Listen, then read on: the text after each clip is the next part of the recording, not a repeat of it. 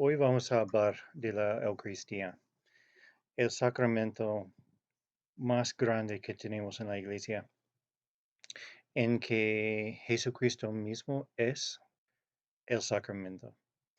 Y pues la Eucaristía, que es central a este curso de Cristología, la Eucaristía tiene bases filosóficas y bases bíblicas. Y vamos a ver pues las dos fuentes para comprender mejor este gran misterio.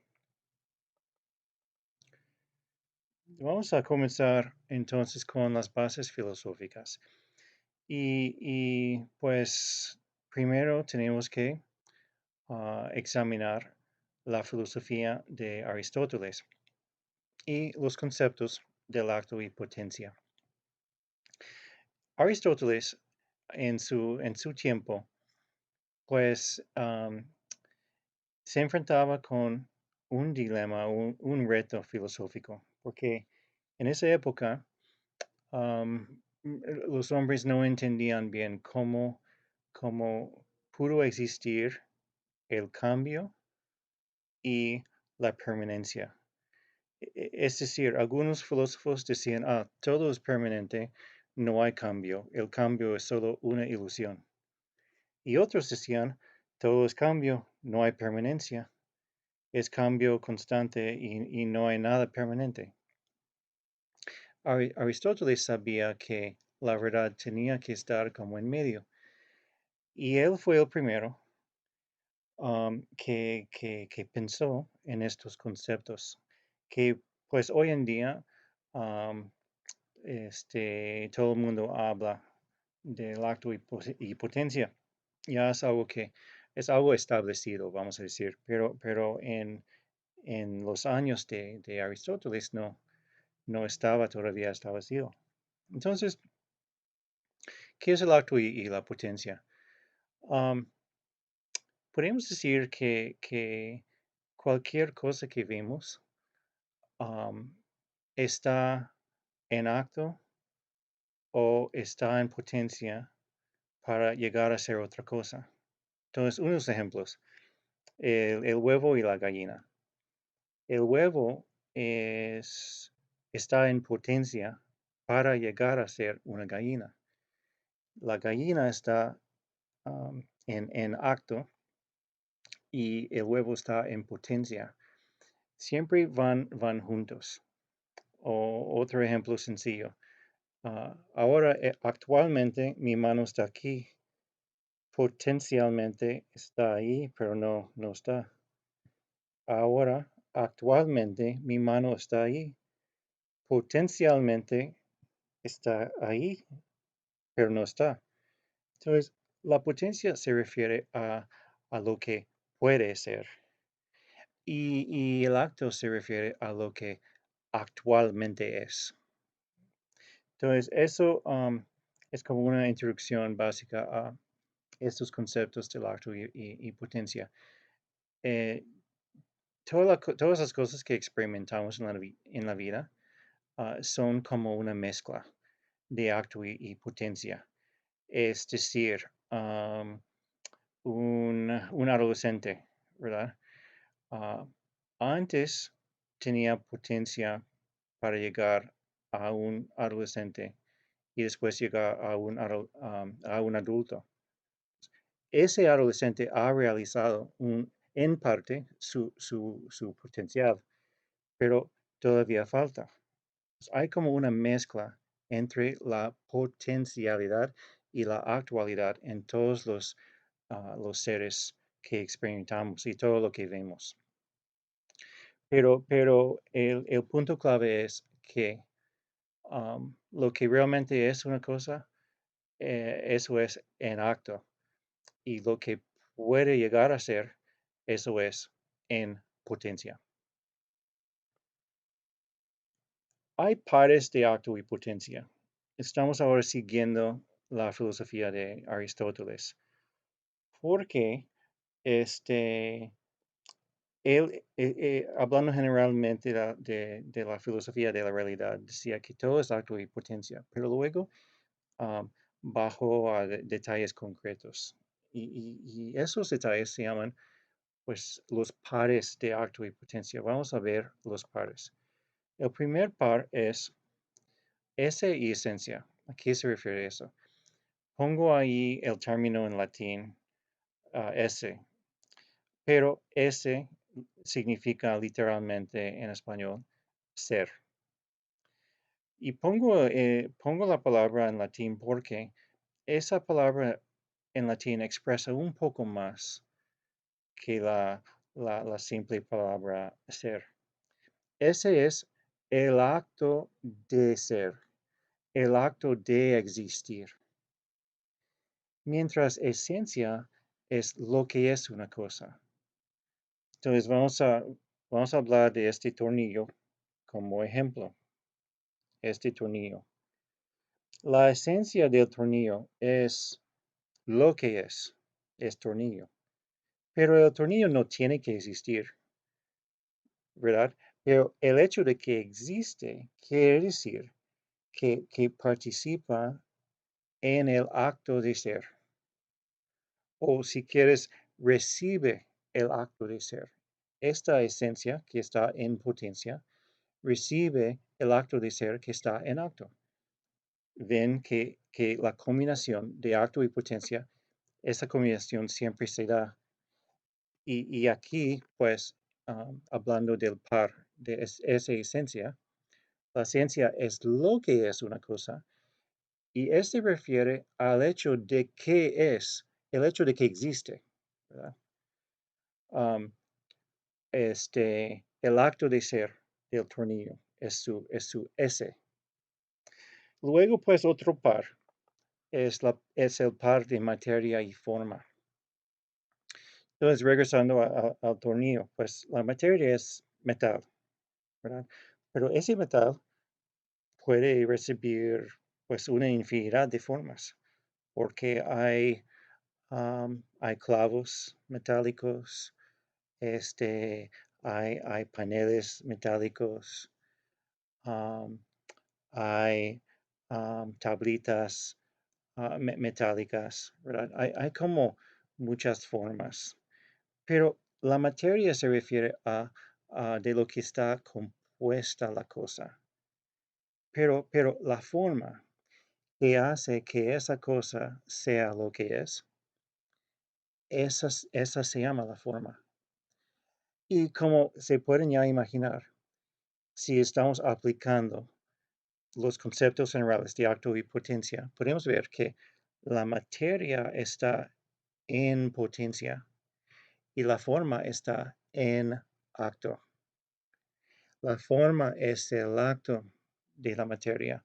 La materia es la potencia de la forma. Siempre van juntos. Ahora pues la sustancia y accidentes.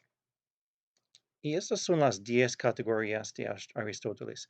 Aristóteles enseñaba que había 10 tipos de ser. Entonces, un tipo de ser era la sustancia, que es la cosa en sí. Pero luego, los atributos de las sustancias, esos son accidentes, y hay 9 de esos. Entonces está la cantidad, es decir, um, aquí regresando al tornillo, el número de átomos que tiene, ¿verdad? El tamaño. Ese es el accidente de la cantidad. Luego la cualidad, pues tiene un color que parece de plata, ¿verdad? Un color plata. Um, y es la cualidad. La cualidad se refiere al color, este, am, a las proporciones, se refiere a lo que, a las palabras que podemos usar como adjetivas para describir las cualidades que tiene. Una cualidad que tiene es, por ejemplo, que tiene o que está larga, ¿verdad? Tiene longitud. Esa es la cualidad y el color y otros atributos. La relación. La relación es un accidente que es un poco diferente de los demás, porque la relación es cómo se relaciona esa sustancia con otra sustancia. Entonces, yo soy sustancia y tengo ah, como accidentes relación de hijo con mis papás, relación de papá con mis hijos, esposo con mi esposa. um, Esa es la relación, es un accidente, es algo que pertenece a una sustancia. Lugar es donde está una cosa. Ahorita estoy en California. Um, Ustedes están en México. El lugar de una sustancia. El tiempo.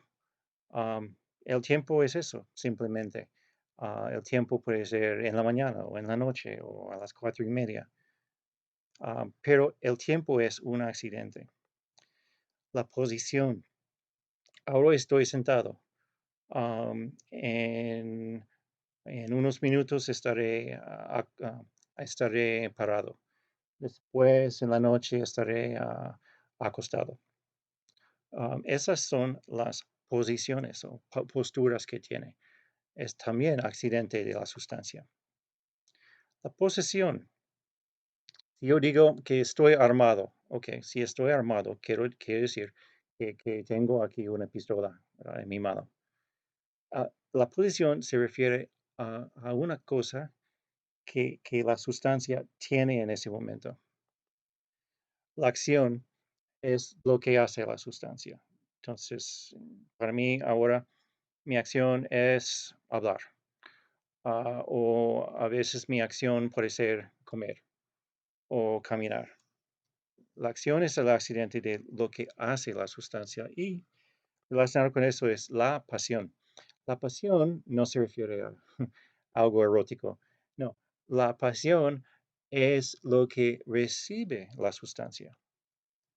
Entonces, pues, si alguien me da una bofetada, ¿verdad? Mi pasión es ser golpeado. O si algún león viene y me come, pues mi pasión es ser comido. Es decir, la pasión es o son las acciones que reciben la sustancia. Ustedes verán que hay una diferencia radical entre la sustancia y los accidentes. Y es esto, que, que una sustancia sigue siendo la misma sustancia, no importa cómo estén los accidentes. Es decir, si estoy sentado o estoy parado, soy la misma persona. Los accidentes cambian, la sustancia no cambia. Y claro, hay cambios radicales que son la generación o la muerte, pero ahora me refiero a estos cambios am, no sustanciales. Esos cambios son cambios accidentales.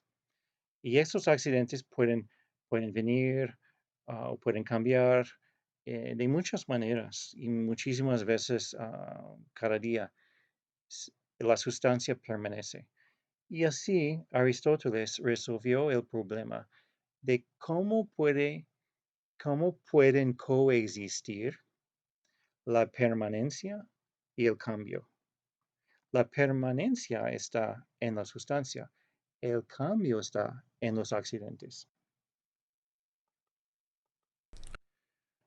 Y este dibujo que llamo un blob, no sé ni si existe esa palabra en español, pero blob es como una forma amórfica o una ameba.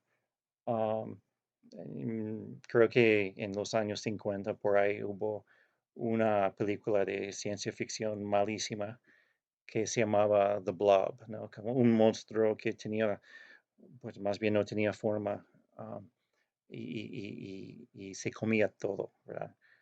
Ah, Era como el enemigo de la sociedad. Pero bueno, aquí pongo el término blob porque es como una cosa, no es animal, pero es un dibujo que tiene alguna forma ahí. y nos ayuda a, a entender mejor estos conceptos. Entonces, ustedes aquí ven que, pues, en el centro del blob tenemos la materia y la forma, y vemos con esa P y esa A que la forma está en acto con respecto a la materia que está en potencia. La materia recibe la forma, y en la filosofía se dice que la materia se informa por la forma, ¿verdad? Informar en la filosofía eh, es igual a decir dar forma a. Entonces, la forma da forma a la materia, informa la materia. O se puede decir que la materia recibe la forma. Esto, el metal, ¿verdad? Estos átomos de metal recibió la forma de tornillo. Entonces, forma de tornillo, materia es metal. Y la forma y materia, esa fusión de las dos, es la esencia. La esencia está compuesta de materia y forma. Y claro que ahora estamos hablando de las cosas físicas, las cosas naturales, los animales, las personas, las cosas. Dios y los ángeles es otra cosa, ¿verdad? Pero no tenemos que hablar de eso ahora. Materia, la esencia está compuesta de la materia y la forma, como una fusión.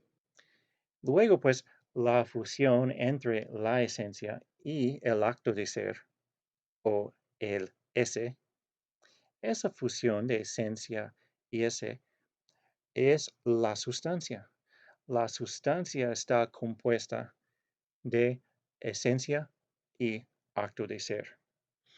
Y la esencia está en potencia con respecto al ese, que es el acto de la esencia. La esencia recibe el acto. Y luego vemos que estos accidentes, los accidentes están como conectados a la sustancia, pero en la periferia, que están como en el exterior, donde no afecta la sustancia radicalmente. Los accidentes pueden cambiar, pero no cambian la sustancia, no quitan la existencia de la sustancia. La sustancia es permanente, los accidentes cambiables. Ahora bien, la sustancia está en potencia con respecto a los accidentes, porque los accidentes actualizan una sustancia. Es decir, si yo imagino una sustancia que no tenga accidentes, pues es imposible, ¿verdad? Porque una cosa actual que existe en la realidad tiene que existir con accidentes. No tiene que existir con accidentes específicos, pero necesita accidentes de alguna forma u otra, ¿verdad? Una persona puede estar sentada o acostada o parada, pero alguna posición tendrá. Los accidentes, entonces, están en el acto porque la sustancia puede recibir una infinidad de accidentes y sigue siendo la misma sustancia.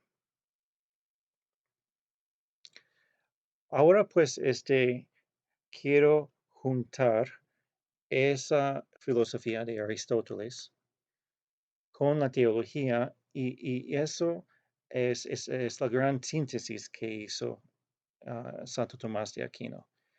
Y este video sencillo um, resume un poco esa síntesis.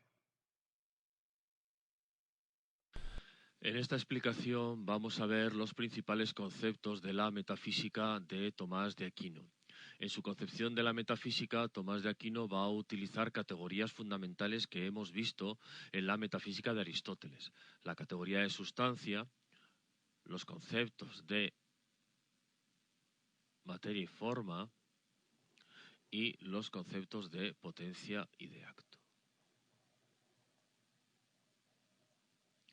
Pero Tomás de Aquino tiene que explicar en su concepción de la realidad un elemento fundamental, que es el concepto o la idea de creación. La distinción, por lo tanto, entre un Dios creador y toda la realidad creada. Para poder dar razón y explicación de esa distinción y de esa separación radical entre el Dios creado y la realidad creada, Tomás de Aquino va a utilizar el par de conceptos de esencia y existencia. Bien, ¿qué decimos del Dios creador? Pues lo primero que va a decir Tomás de Aquino es que en él hay identidad de esencia y existencia. Es decir, que su esencia consiste en existir. Desde ese punto de vista, Dios aparece como un ser necesario, es decir, no puede no existir. Bien, desde el punto de vista de la potencia y el acto, ese Dios creador es acto puro, no hay en él ningún tipo de potencia. Y ahora viene la explicación del resto de la realidad creada. Esa realidad creada está compuesta fundamentalmente por una esencia que, desde el punto de vista de la potencia y el acto, está en potencia, es decir, puede existir, pero para poder existir necesita recibir la existencia. Y necesita recibir la existencia de aquel que la tiene en acto. Es decir, que Dios es el que dota de existencia a la esencia de las realidades creadas. Ahora bien, esas realidades creadas, y aquí seguimos a Aristóteles, esas realidades creadas están compuestas por dos elementos, por el elemento material más el elemento formal. Materia y forma son, por lo tanto, esos dos elementos que componen la esencia de las realidades creadas.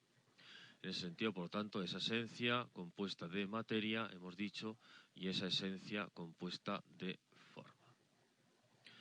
Bien, lo único que nos quedaba por señalar es que las realidades creadas, a diferencia del creador, no son necesarias, sino que son contingentes, es decir, que existen, pero pueden no existir. De esta manera, Tomás de Aquino utiliza los conceptos de la metafísica de Aristóteles, potencia y acto, materia y forma, pero introduce un par de conceptos nuevos, hemos dicho que son esencia y existencia. Este par de conceptos le van a permitir distinguir entre el Dios creador, identidad de esencia y existencia, y la creación, cuya esencia recibe la existencia. Ese recibir la existencia es justamente el acto creador de Dios. Y con esto pues hemos visto los principales conceptos de la metafísica de Tomás de Aquino. Entonces, lo que me gusta de este diagrama que puso es que aquí vemos los elementos de Aristóteles y también vemos aspectos de la teología. Y Dios es el único necesario, porque en Dios la esencia se identifica con el acto de ser. Dios es acto puro. Y eso también para nosotros es difícil de comprender porque Dios es infinito y Dios es simple. Dios no está compuesto de partes, ¿verdad? Sí, tres personas diferentes, pero en una unidad esencial y simple en que no hay partes, no hay composición en Dios. Entonces, el, el término que se usa aquí es existencia, pero yo prefiero acto de ser, o más bien el término latín esse. Es un poco como más apropiado. Pero bueno, los hombres y todas las criaturas están compuestos de el acto de ser y la esencia, como ya hemos visto. Una cosa interesante aquí es que, um, es que toda la existencia, es decir, todo el acto de ser, viene de Dios. Dios como creador da el acto de ser a todas las criaturas del universo, a nosotros, a los animales, a los árboles, a las rocas. Cualquier cosa en el universo participa del acto de ser de Dios. Eso no quiere decir que todos participan de la vida trinitaria de Dios. Eso no, porque eso se trata de la gracia, algo sobrenatural que vive en el corazón de los bautizados. Y ya hemos visto el cuerpo místico y todo eso, ¿verdad? Entonces no repaso todo eso, pero lo interesante aquí es que la existencia, la simple existencia, el hecho de ser, ese acto de ser, viene de Dios. Dios no solo crea las criaturas, sino que las mantiene en existencia en todo momento. Si Dios dejara de pensar durante un momento, dejara de pensar en mí, o incluso dejara de pensar en este tornillo, ¿verdad? Ya no existiría. Y eso no quiere decir que Dios está pensando siempre, porque eso sería una locura. Dios no necesita pensar porque simplemente es. Su inteligencia es su amor. Todo es simple en Dios, porque Él es otro. Y Él en su naturaleza divina es algo que supera nuestra razón. Pero, pero Dios mantiene en existencia todas las cosas que hay. Pues ahora vamos a pasar a las bases bíblicas de la Eucaristía. Lo que, lo que acabamos de ver um, son las bases filosóficas. Y no he hecho todavía la conexión entre estos conceptos filosóficos y la Eucaristía, pero eso voy a hacer después, um, una vez que hayamos visto también las bases bíblicas. Comenzamos con Juan 6, 30 a 69. Y lo que les pido ahora es que pongan pausa en el video y que alguno ahí que tiene Biblia lea en voz alta este pasaje largo del Evangelio de Juan. Entonces, por favor, que pongan pausa, que lean bien esos versículos y luego pueden resumir el video.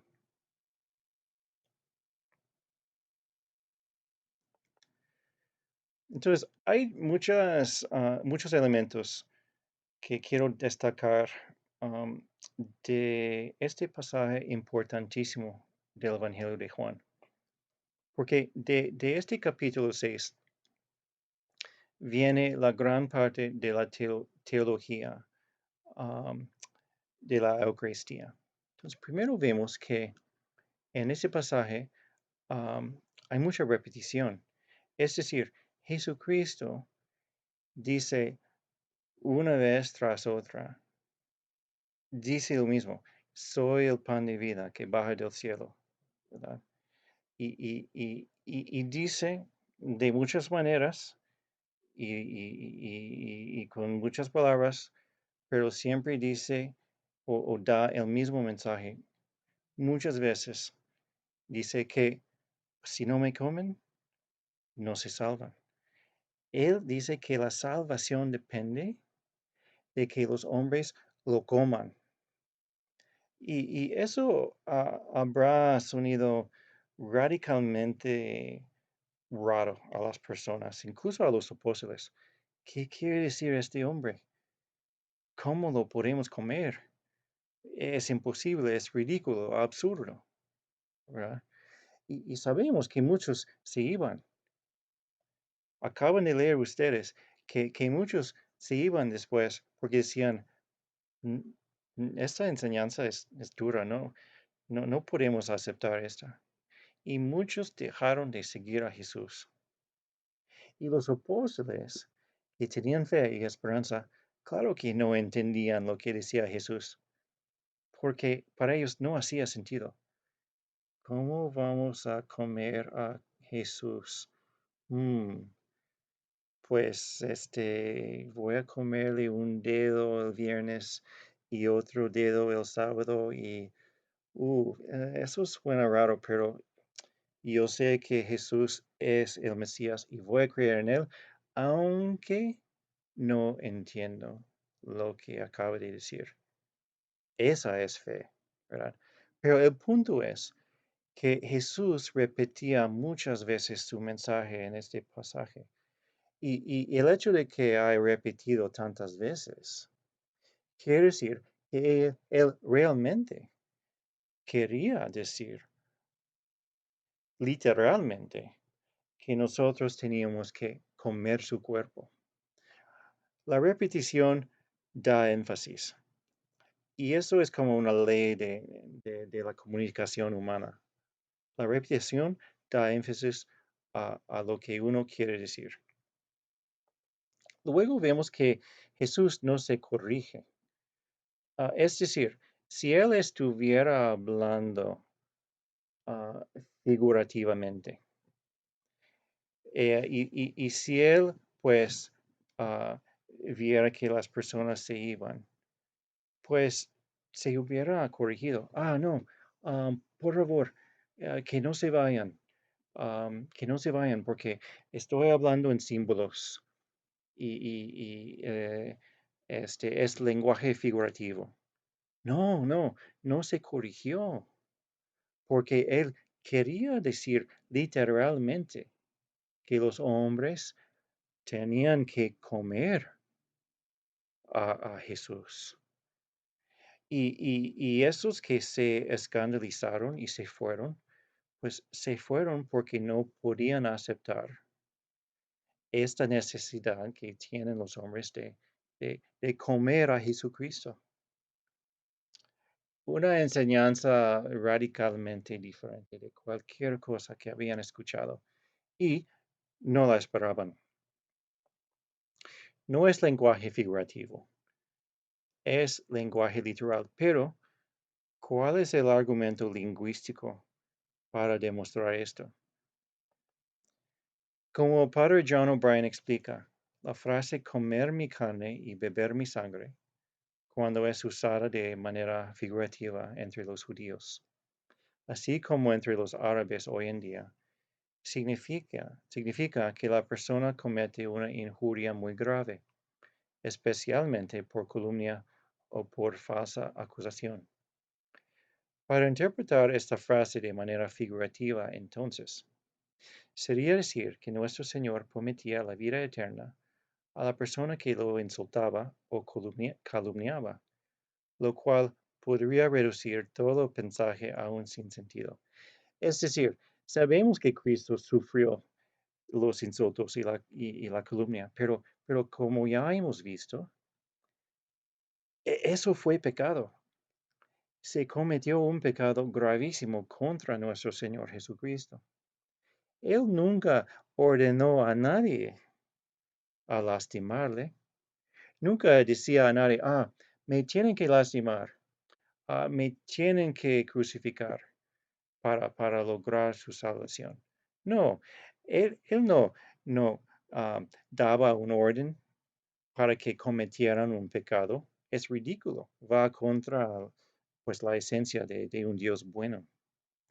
Entonces, está claro que Jesús no estaba hablando con lenguaje figurativo, porque eso sería decir, si él, como dice el padre O'Brien aquí, es como dijera, sí, ustedes tienen que insultarme, quiero que me insulten, quiero que me calumnien para lograr vuestra salvación.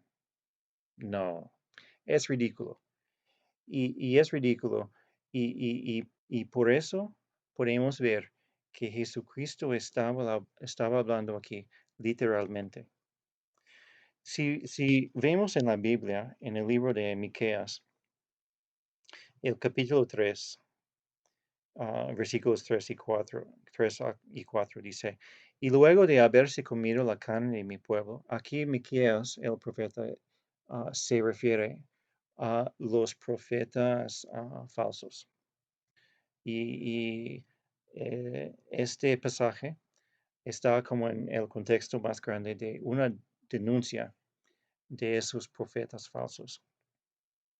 Y luego de haberse comido la carne de mi pueblo, y haberle arrancado la piel, y haberle roto los huesos, y haberle descuartizado como carne para la olla, o carne para el caldero, entonces clamarán a Yahvé, pero no los oirá. Él está diciendo que los profetas falsos comían, comían la sangre de su pueblo. Y claro, es lenguaje figurativo para decir que ellos hacían una injuria grave al pueblo de Dios. Entonces, seguramente Jesús no estaba hablando con lenguaje figurativo. La palabra para comer, bueno, ahora estamos pasando a otro argumento lingüístico, porque como les he dicho antes, a veces es importante bajar a los términos originales, términos judíos, términos griegos, para captar mejor el sentido verdadero de la Biblia.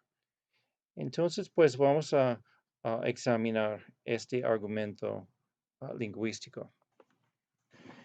Entonces, la palabra para comer es gráfica, no metafórica. El lenguaje griego usa 9 diferentes palabras que son traducidas como comer en el Nuevo Testamento. En Juan 6, 49 a 58, dos de esas palabras tienen una traducción muy diferente y vamos ahora a examinar esas dos palabras. Una palabra griega muy común es phago y significa comer, devorar, consumir. Es como un comer normal, ¿verdad? Esta palabra es usada en Juan 6, 49 a 53 y 58. La palabra trogo significa roer o masticar, como hacen los animales, ¿no? Roer, como un perro con un hueso, ¿no? Y puede estar allí mucho tiempo el perro feliz con el hueso. Y luego, pues, masticar. Y da énfasis a la lentitud del proceso. Um, Se requiere tiempo para masticar, para roer.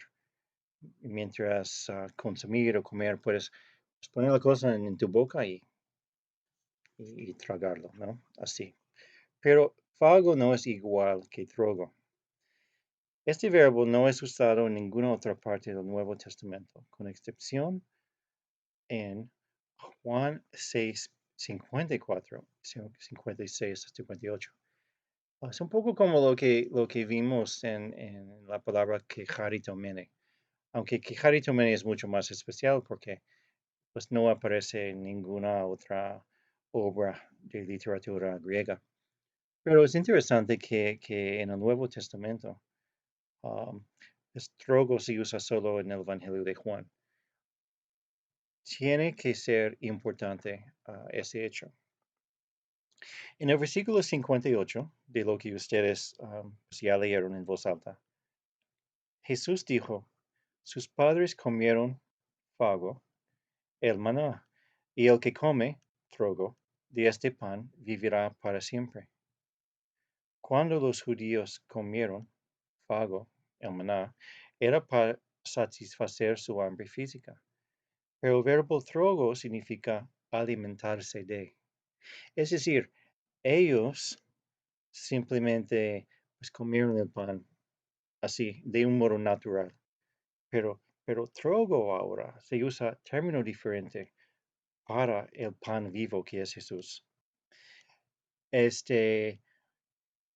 Masticamos a Jesús, no en el sentido literal, sino que poco a poco nos vamos asimilando a Jesucristo cada vez más. Cada vez más participamos de su naturaleza divina con cada comunión que recibimos, ¿verdad? Este es el sentido de trogo. En estos versículos, fago es siempre en el tiempo pretérito, que indica un acto pasado. Trogo es siempre en el tiempo presente, indicando un acto repetido continuamente. Y el sentido ahí es que la comunión no es algo de solo una vez, sino algo que debemos recibir, debemos de recibir frecuentemente. Ahí está la diferencia entre fago y trogo. Y lo que también es interesante de esta diferencia es que trogo es un verbo muy gráfico, ¿verdad?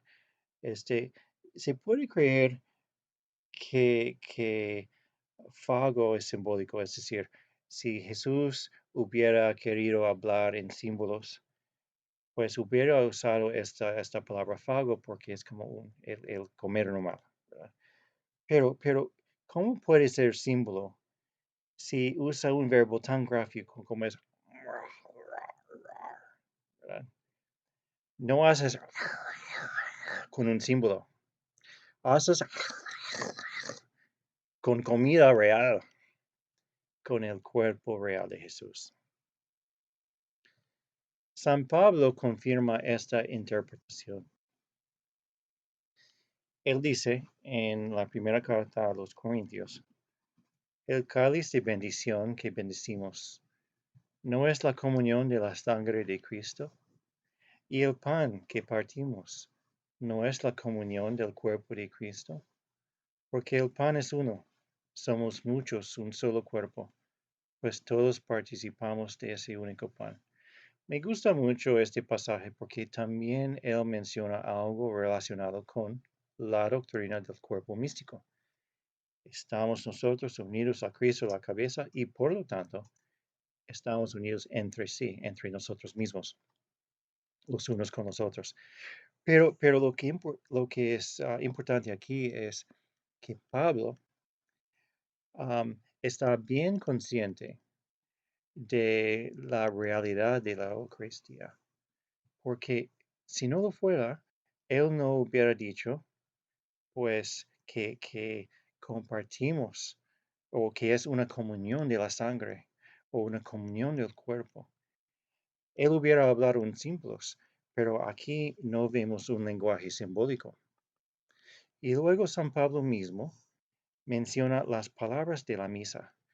Este, claro que no son las palabras exactamente las que usamos hoy, ahora en la misa, aunque esas palabras de nuestra misa sí vienen directamente de los evangelios, como vamos a ver. Pero el hecho de que Pablo ahora ah, esté describiendo esa fórmula de la consagración quiere decir que él está consciente de la presencia real de Jesucristo. Porque yo he recibido del Señor lo que os he transmitido. Y el Señor Jesús, la noche en que fue entregado, tomó el pan y después de dar gracias lo partió y dijo, esto es mi cuerpo que se da por vosotros. Haced esto en memoria mía. Y asimismo, después de cenar, tomó el cáliz diciendo, este cáliz es el Nuevo Testamento en mi sangre. Cuantas veces lo bebáis, haced esto en memoria mía. Pues, cuantas veces comáis este pan y bebáis este cáliz, anunciáis la muerte del Señor hasta que Él venga. Otra vez vemos que San Pablo demuestra aquí que él cree en una presencia real. Y luego sigue el mismo pasaje de Corintios. Así pues, quien come el pan y bebe el cáliz del Señor indignamente, será reo del cuerpo y de la sangre del Señor. Es como si estuviera diciendo que serán reos de crucificar de nuevo a Jesús, ¿verdad? Es muy serio, muy grave. Examínese pues el hombre a sí mismo, y entonces coma del pan y beba del cáliz, pues el que sin discernir come y bebe el cuerpo del Señor, se come y bebe su propia condenación.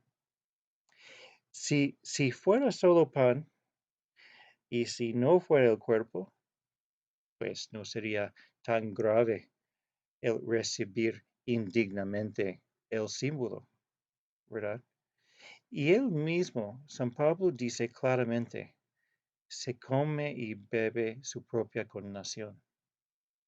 Y cuando dice, pues el que sin discernir come y bebe el cuerpo del Señor, si fuera simple, San Pablo hubiera dicho aquí, pues el que sin discernir come y bebe el pan. Pero no, dice el cuerpo del Señor. Entonces está claro que los primeros cristianos, con San Pablo, los apóstoles y como vamos a ver ahora, los padres de la iglesia, todos sabían, todos estaban seguros de que el sacramento de la Eucaristía se trataba del cuerpo mismo de Jesucristo. Los padres de la iglesia confirman también esta interpretación. San Ignacio de Antioquia, Justino Mártir, Orígenes de Alexandria, Cirilo de Jerusalén y muchos más. Si ustedes se ponen a leer los padres de la iglesia, no hay ningún padre que indique que es un símbolo. No hay ningún padre que enseñe que la presencia de Cristo en la Eucaristía no sea real. Todos los padres de la iglesia estaban de acuerdo sobre la presencia real de Jesucristo en la Eucaristía. Aquí vemos las palabras de la institución, las palabras que vienen de los evangelios. Mientras comían, Jesús tomó pan, lo bendijo, lo partió y dándoselo a los discípulos dijo, tomad y comed, este es mi cuerpo. Y tomando un cáliz y dando gracias, se lo dio diciendo, bebed de él todos, que esta es mi sangre del Nuevo Testamento, que será derramada por vosotros para remisión de los pecados. Hacer esto en memoria mía.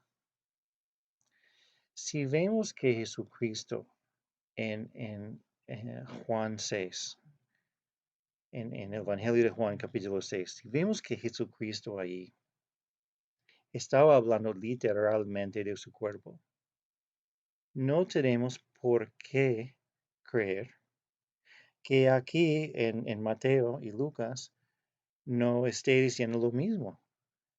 Es lógico. Si hablaba literalmente en Juan 6, está hablando literalmente ahora en el momento de instituir la Eucaristía. A la luz de todo lo que hemos visto, está claro que Cristo estaba hablando literalmente. Entonces, con las bases bíblicas de la Eucaristía, podemos saber con certeza que Jesús está realmente presente. Ahora vamos a regresar a las bases filosóficas. Y la pregunta es, ¿cómo funciona la Eucaristía? Y pongo entre comillas funciona porque suena como, no sé, una máquina. No, no es así, es como una forma de entender la Eucaristía. Porque la Eucaristía no es algo que funcione. Pero bueno, es una pregunta que podemos tener. Hay que repasar un momento los pares metafísicos. Hemos visto ese y esencia, sustancia, accidentes. Y no vamos a hablar en este momento de materia y forma, porque lo que entra ahora en esta discusión es sustancia y accidentes. Acuérdense que la sustancia permanece, los accidentes cambian.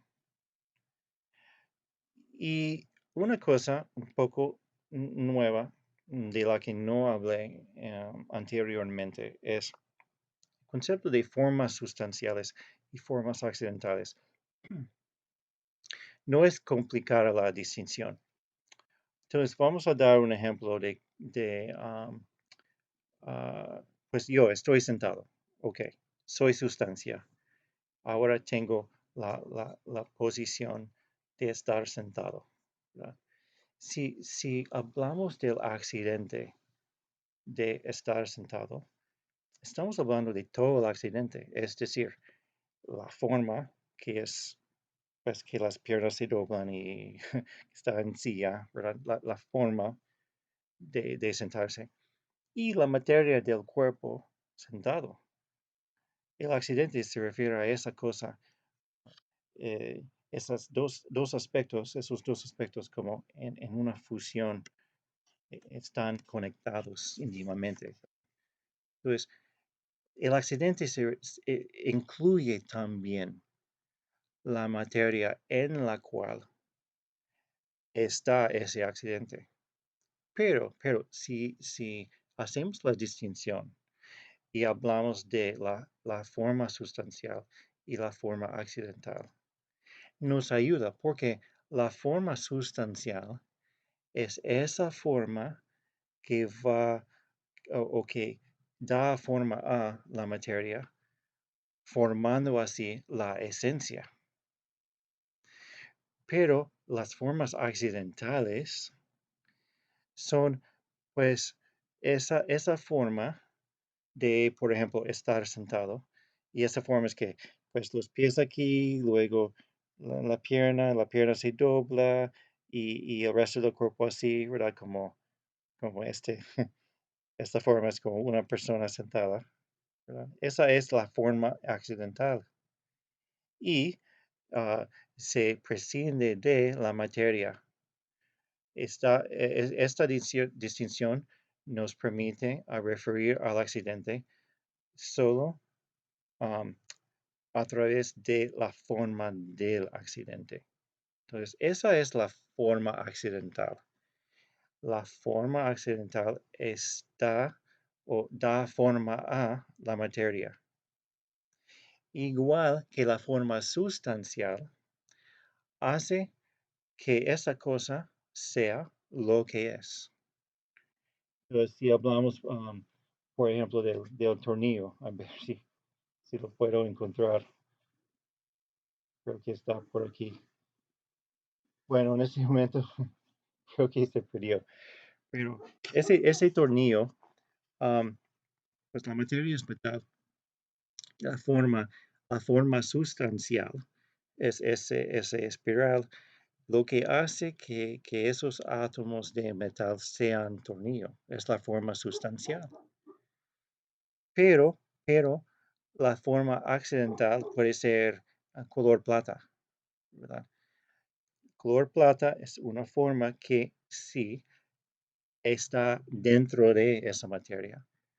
Pero ahora nos referimos a la forma sola y no a la forma y materia que van juntos. Este, um, ¿Por qué hemos hecho esta distinción?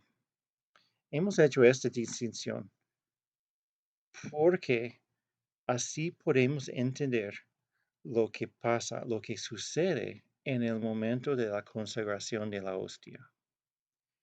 Y por eso vamos a pasar ahora a este dibujo. Entonces tenemos dos columnas en este dibujo, ¿verdad? Al lado izquierdo tenemos la hostia. Al lado derecho tenemos a Jesús. Y y este, vamos a ver primero a Jesús. Si vemos al cuerpo físico de Jesús, ¿verdad? Su forma sustancial es, es el alma de Jesús. Y es un concepto que viene de Aristóteles, que luego adoptó Santo Tomás. Y este concepto es que, pues, igual que el tornillo, por ejemplo, tiene forma que hace que ese tornillo sea tornillo, ¿verdad? Lo que hace que un ser humano sea humano es el alma. Si ves a un cadáver, ¿verdad? Lo que estás viendo es, pues, materia orgánica, células, pero no es ser humano. No hay alma. No hay alma que da forma sustancial a esa materia. Pues hay alguna forma de esa materia, la forma de, pues, ¿no? Un montanito de materia orgánica, pero esa no es la forma sustancial que es el alma del hombre. Luego, pues, la materia es la materia de Jesús. Y como nosotros tenemos cuerpo y alma, esa alma da forma da vida a nuestra materia. Nuestra materia sin alma deja de ser vivo. Y eso, pues, quita am, la naturaleza de nuestra sustancia, que es ser vivo, ¿verdad? No todas las formas sustanciales dan vida. La forma sustancial de una roca no da vida. Pero la forma sustancial del ser humano es lo que da vida y da orden a ese cuerpo. Da la capacidad de organizarse, una característica que tienen todos los seres vivientes. Y luego Jesús también tiene formas accidentales, pues su altura, ah, la sábana santa nos dice que él medía 5 pies, 11 pulgadas, pelo café, barba, este, tenía pues probablemente piel bronceada, porque era trabajador y siempre caminaba afuera. Pero bueno, esas son formas accidentales que tenía Jesucristo. Ahora pues vamos a pasar a ver la otra columna que es la hostia. La forma sustancial de la hostia es el alma de Jesús. Y la materia es la materia de Jesús. Ustedes verán que son iguales esas primeras dos líneas. Entonces, ¿cuál es la diferencia? Esas moléculas del pan se han convertido en las moléculas de Jesús, precisamente porque el alma de Jesús los está informando. Es decir, lo que antes era nada más un pan muerto, ¿verdad? Con las palabras de la consagración, el alma de Jesús viene a dar forma sustancial a ese pan y en el mismo acto de hacer eso, ya deja de existir como pan, sino llega a existir como cuerpo de Jesús. Pues, ¿cómo funciona esto? Imagínense ustedes si, si yo, si yo tuviera como, no sé, um, un teléfono. Entonces ahora voy a conseguir un teléfono, ¿verdad? Este, este teléfono viejísimo, este es muerto, no es algo vivo, por supuesto, ¿verdad? Pero imagínense ustedes un momento que Dios poderoso bajara del cielo y viera este teléfono y en el momento Dios decidiera a dar alma a este teléfono. Pues es capaz de hacer eso. Ok, boom. Dios mismo da alma a este teléfono. Pues mira, deja de ser teléfono. ¿Por qué? Porque se cambió su forma sustancial. La forma sustancial que tenía era forma sustancial de teléfono. Pero una vez que Dios le dé alma, pues esa alma ahora es la forma sustancial del teléfono. Teléfono vivo. Teléfono que tiene mente, que puede pensar, que tiene conciencia. Teléfono vivo. Pero parece igual. No ha cambiado de color. Tiene el mismo tamaño. Sí, tiene las mismas formas accidentales que tenía. Lo que sí cambió fue su forma sustancial. Y hermanos y hermanas, esto es exactamente lo que pasa en cada consagración. Las formas accidentales ahí permanecen, ahí están, ¿verdad? La hostia redonda, blanca, pequeña, sabe a pan, huele a pan. Pero lo que cambió fue la forma sustancial.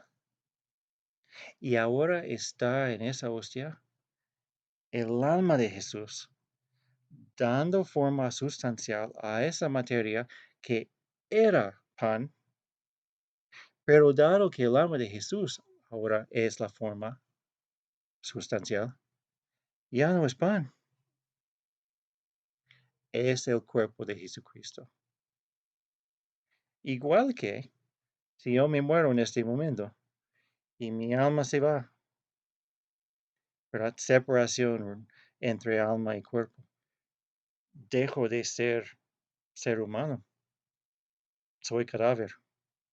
Es igual. Lo que importa en las cosas materiales es la forma sustancial. Y esa forma sustancial es lo que hace que esa cosa sea lo que es. Cristo está igualmente presente en la Eucaristía como lo está en el cielo. Esa es la doctrina de la presencia real. Cada vez que recibimos a Jesús con la disposición apropiada, compartimos cada vez más de su divinidad. Es una gran realidad y el peligro que tenemos es pues entrar en la rutina.